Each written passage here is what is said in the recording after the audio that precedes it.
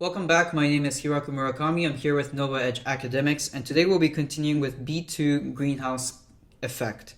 The first thing I wanted to talk about is kind of a recap on what solar constant is. So from previous video, we should by now know that the luminosity or the power radiated by radiation is calculated using this equation, and the luminosity emitted by the sun, we calculated it to be 3.8 times 10 to the power of 26 watts, right?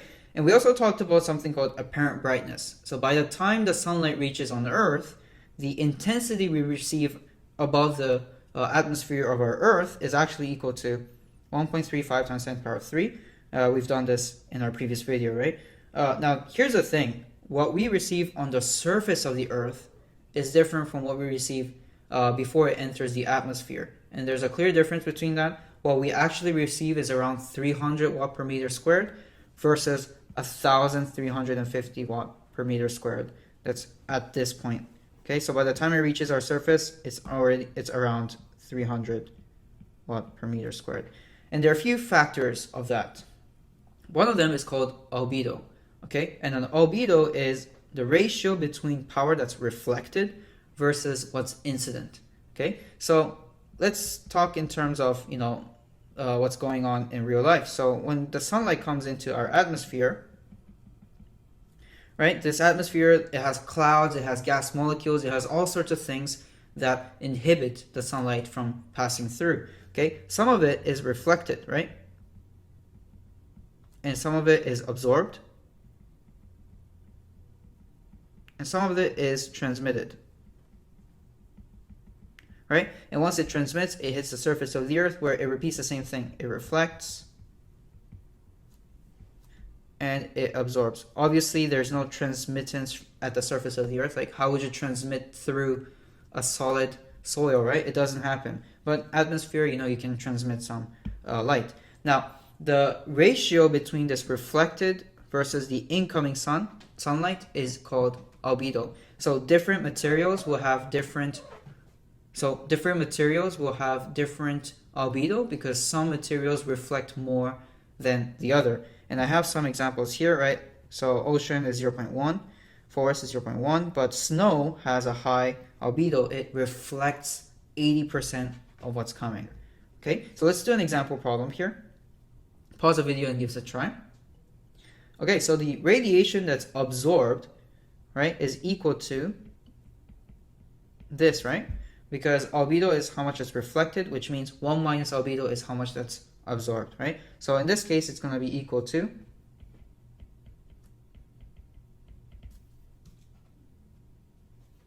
500 watt, okay? Let's do another example. Pause the video and give this a try. So first thing we have to know is that 580 watt is a power. It's not intensity, so you have to be careful. So first, let's calculate the intensity. We know intensity is equal to P over A, right? So that's equal to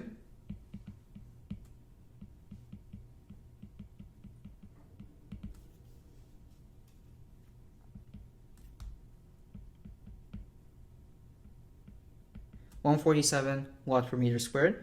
Okay? And part B, if the surface of the panel has an albedo of 0.21, how much does it absorb? Well, same thing as previous slide.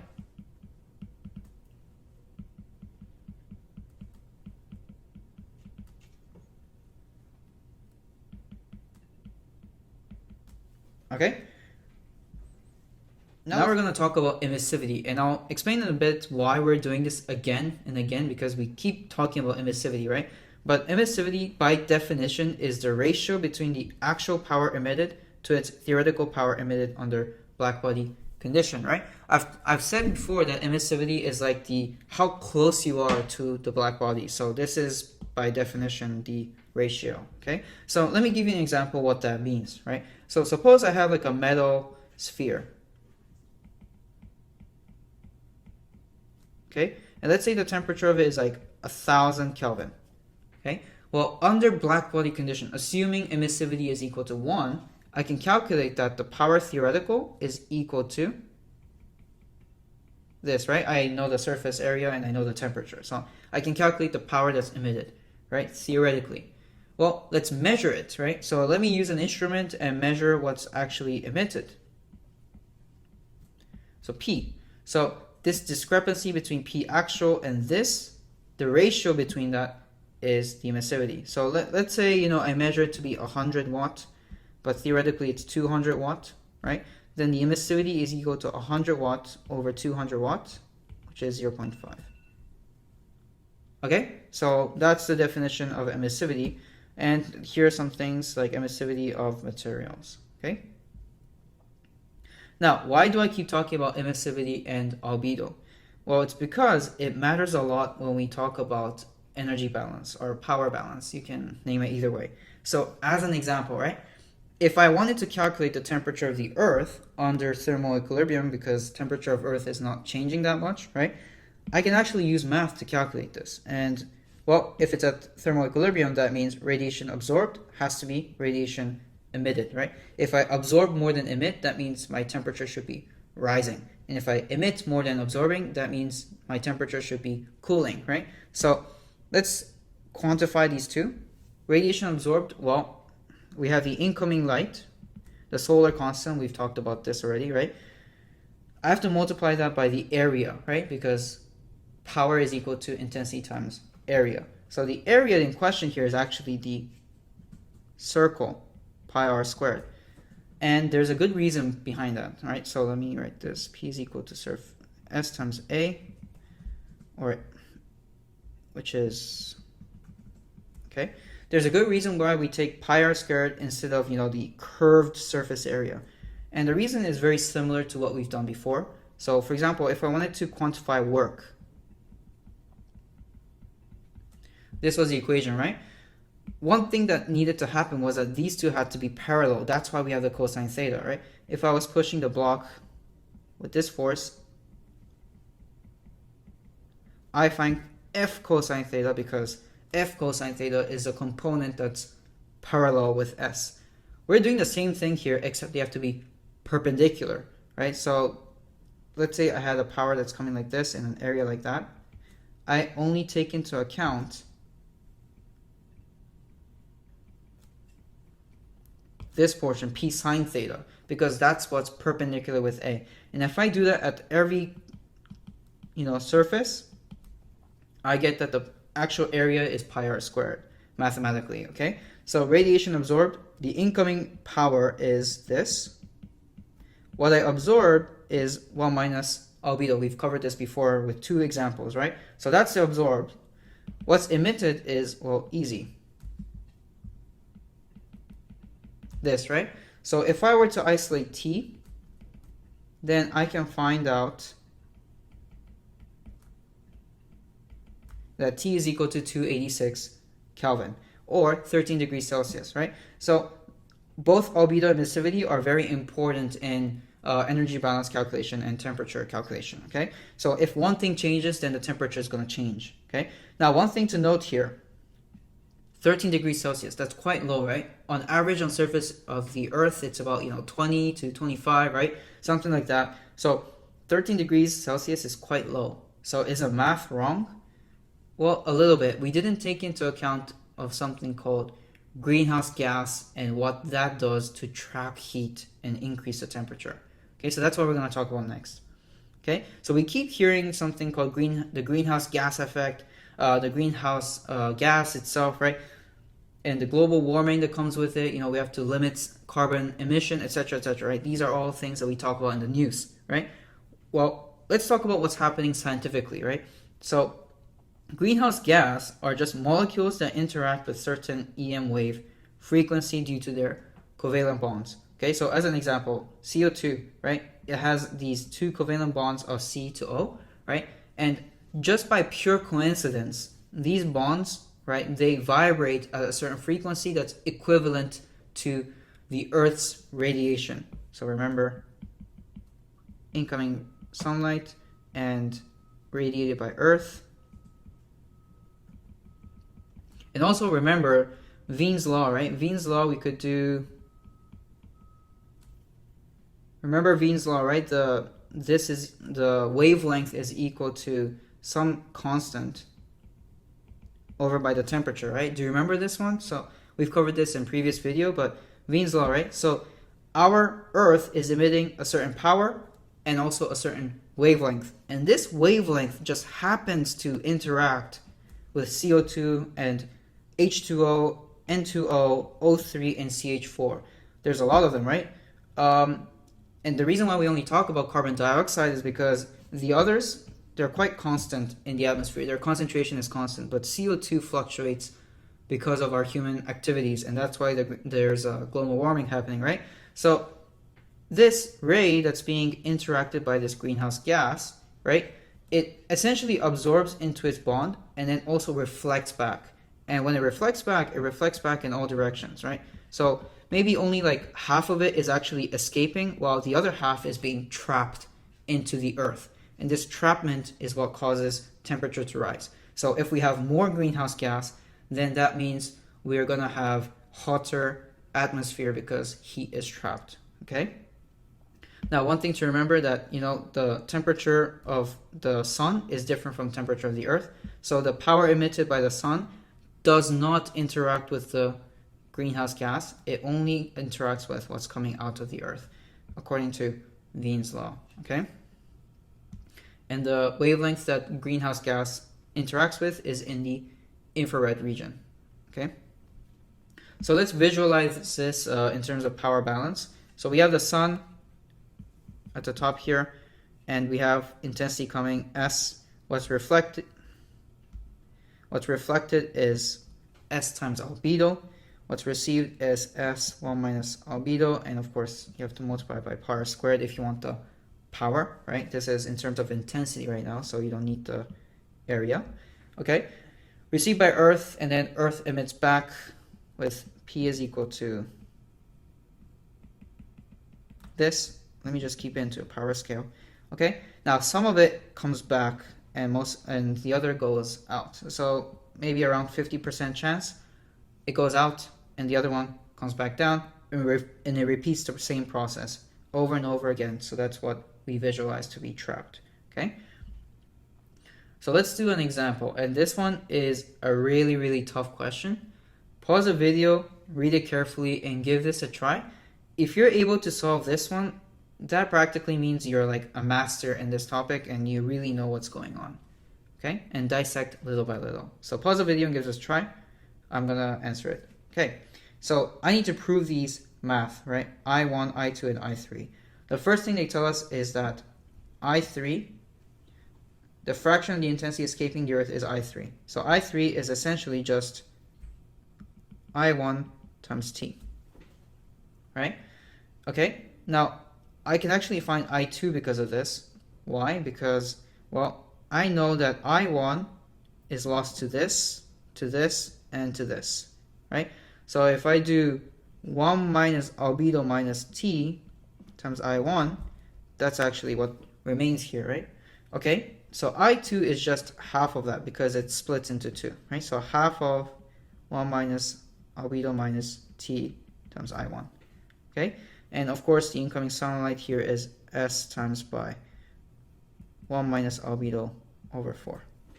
Okay, let's put this all together. So let's do an energy balance, right? So I have 3 things that's coming in, and I have 1 thing that's going out. That's I1. Okay, so let me add these 3 up. I get 1 minus albedo times S over 4 plus this plus I2, which I'm going to substitute with this, is equal to what's going out. Okay? All right, let me isolate I. So let me bring I1 to the right side. I get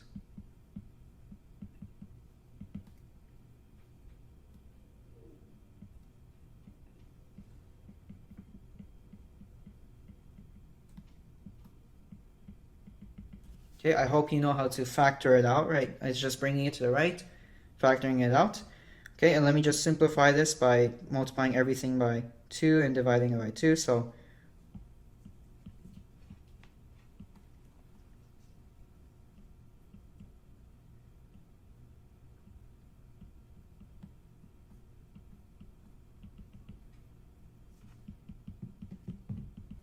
okay, And then let me simplify further.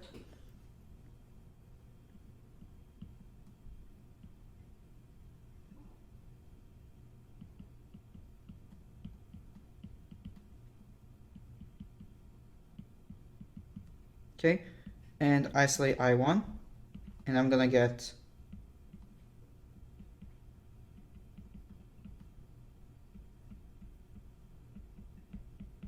right, same thing as this.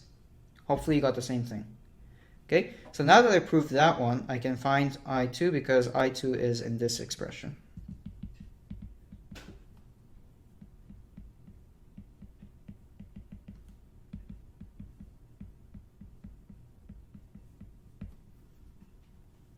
I1 is this, right? So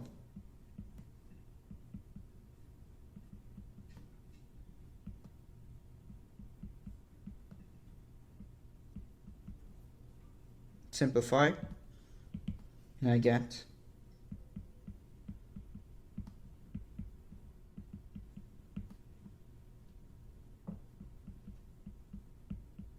boom, I2. There you go. Okay, and last but not least, I3. You can see this is the same thing, right? Okay, and last but not least, I3. I need to prove that. Well, I know I3 is equal to I1 times T, right? So that's just equal to, well, I1 is this, so times this by T, and I get this. I hope you see that. I don't want to write it out, so that's the answer. Okay? Part B, show that as much energy enters the Earth atmosphere system as it leaves it. Okay? So let's see what's entering. What's entering is this, right? So I need to prove that S over 4 is equal to this plus this plus this. So let me write that out. I3 is this, right?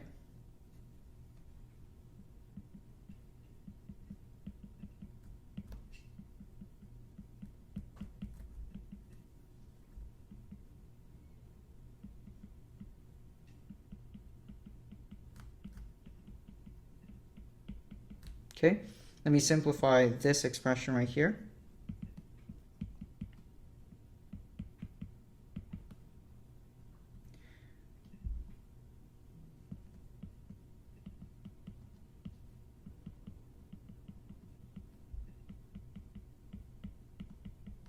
Right, so I just added this one and this one up, and that's what I get. This is equal to 1, so that's S over 4 simplified. So that actually mathematically proves that what's coming in to the atmosphere is the same as what's going out in the atmosphere. Okay?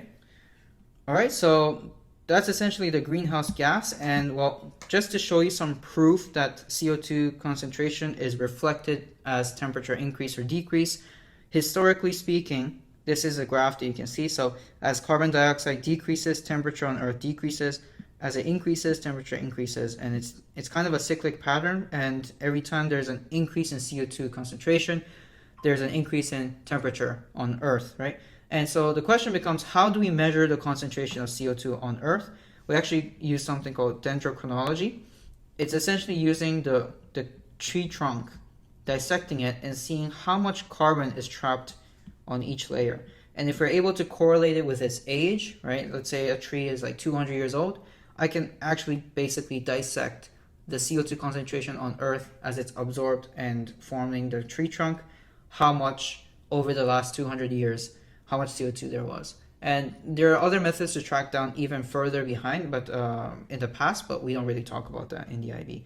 You don't really need to know this, but I thought it would be interesting, okay? And one thing to note about greenhouse gas is there's like a domino effect. If you increase the temperature, that means you melt the ice cap on the polar ice sheet, right? And what happens is, well, so as you melt more, the albedo goes down because ice sheet reflects better than the water. So as you lose more ice cap, then it continues to lose the effect of reflecting sunlight, therefore making it even worse, okay? Last but not least, conceptually speaking, we're trying to decrease the greenhouse gas emission in the Earth's atmosphere. So one initiative we're taking is, trying to electrify transportation. which is a fantastic move, right? But of course, you have to keep in mind that everything has environmental impact. For example, the material used in the battery for electric cars is not very clean, for example, right? But still, it's better than just burning and combusting oil, for example. Another thing you might have heard is called carbon capture. This is just an easy schematic. It's not that simple, but at a power plant where we're releasing a lot of CO2, if we're able to basically capture it and store it under in the soil, then that would be really good, right? We're releasing CO2 but catching it and putting it back into the soil. Okay.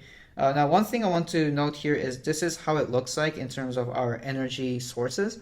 Most of it is still oil and coal and gas, but we are increasing the amount of clean energy. And one thing I wanted to point out is that renewable does not mean clean. Okay. Renewable energy just means that we can replenish it at a faster rate than we're using it. So as an example, right, renewable energy is like sunlight, for example. We're always going to get sunlight, right, because it's from the sun, and it's a renewable energy because as I use the sunlight, I'm going to get the next batch continuously. Another one is biomass, right, or biofuel, right? We can convert organic compounds into fuel, right, and that we can do it at a pretty fast rate. So it's renewable energy. But when we use the biomass, right, when we burn the biomass or biofuel, we're releasing CO2. So it's not clean, right? So always keep in mind that renewable does not mean clean. We also have an example where it's flipped, where it's not renewable, but it's clean. So an example of that is uranium, like nuclear power, right? Nuclear power uses uranium, and uranium is not renewable. It doesn't replenish in time, but it is clean. When we use nuclear fuel, it doesn't release CO2. We're going to talk about this more in depth in later chapters, but I just wanted to point out renewable does not mean clean. Okay, we're going to stop here. Thank you for tuning into this video, and I'll see you in the next one. Hey guys, thanks for watching the video. If you find these really useful, then consider giving us a like and subscribing to our channel. For questions, leave them down below in the comment and we'll try to get back to you. For more academic resources, visit our website at NovaEdgeAcademics.com. We offer one-on-one tutoring service as well as college admission strategy. Let us know what you'd like us to cover next, and we'll see you in the next video.